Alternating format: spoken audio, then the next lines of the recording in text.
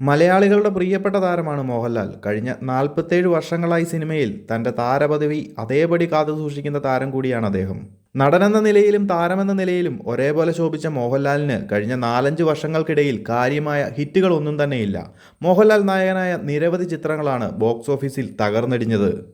അപ്പോഴൊക്കെയും പലരും മോഹൻലാൽ എന്ന താരത്തിൻ്റെ അവസാനമായെന്ന് വിധിയെഴുതിയിരുന്നു. പക്ഷേ 5 വർഷത്തെ ഇടവേളയ്ക്ക് ശേഷം സ്റ്റീഫൻ നെടുമ്പിള്ളിയായും അബ്രഹാം ഖുറേഷിയായും മോഹൻലാൽ എത്തിയപ്പോൾ കടപുഴകിയത് ഒരുപിടി റെക്കോർഡുകളാണ്.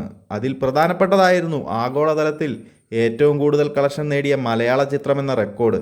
മഞ്ഞുമ്മൽ ബോയ്സ് എന്ന ചിത്രത്തിൽ നിന്നാണ് ആ റെക്കോർഡ് എമ്പുരാൻ നേടിയെടുത്തത്. മലയാളത്തിലെ ആദ്യ 250 കോടി ചിത്രമെന്ന നേട്ടവും എമ്പുരാൻ സ്വന്തമാക്കിയിരുന്നു. എന്നാൽ എമ്പുരാൻ പോലും മുട്ടുമടക്കിയത് മലയാളത്തിൽ അഥവാ കേരളത്തിൽ നിന്ന് ഏറ്റവും കൂടുതൽ കളക്ഷൻ നേടിയ ചിത്രമെന്ന 2018 റെക്കോർഡിന് മുന്നിലാണ്. ഇപ്പോഴിതാ അതും വീഴ്ത്തി മുന്നേറുകയാണ് മോഹൻലാൽ. റിലീസ് ചെയ്ത് 15 ദിവസത്തിനുള്ളിൽ തുടരും ഇന്ത്യയിൽ നിന്ന് 90.35 കോടി കളക്ഷൻ നേടിയിരിക്കുകയാണ്. അതോടൊപ്പം വേൾഡ് വൈഡ് ബോക്സ് ഓഫീസിൽ ചിത്രം 200 കോടി ക്ലബ് താണ്ടിയെന്നാണ് അണിയറ പ്രവർത്തകർ നിലവിൽ അപ്ഡേറ്റ് ചെയ്തിരിക്കുന്നത്.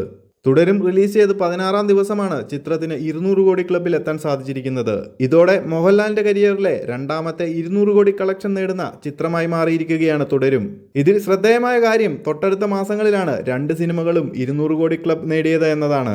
ഇതോടെ മലയാള സിനിമയിലെ മൂന്നാമത്തെ 200 കോടി ക്ലബ് താണ്ടുന്ന സിനിമയായി തുടരും മാറിയിരിക്കുകയാണ്. ഇനി സാധ്യതകൾ വളരെ കുറവാണെങ്കിലും മലയാളത്തിലെ ഏറ്റവും കൂടുതൽ കളക്ഷൻ നേടിയ മോഹൻലാലിന്റെ തന്നെ എമ്പുരാന്റെ 265.5 കോടി കളക്ഷനും രണ്ടാമതുള്ള മഞ്ഞുമേൽ ബോയ്സിന്റെ 240 കോടി കളക്ഷനും തുടരും തകർക്കുമോ എന്നത് തന്നെയാണ്. എന്തായാലും കാത്തിരിക്കാൻ. കൂടുതൽ അപ്ഡേറ്റുകളുമായി മറ്റൊരു വീഡിയോയിൽ കാണാം.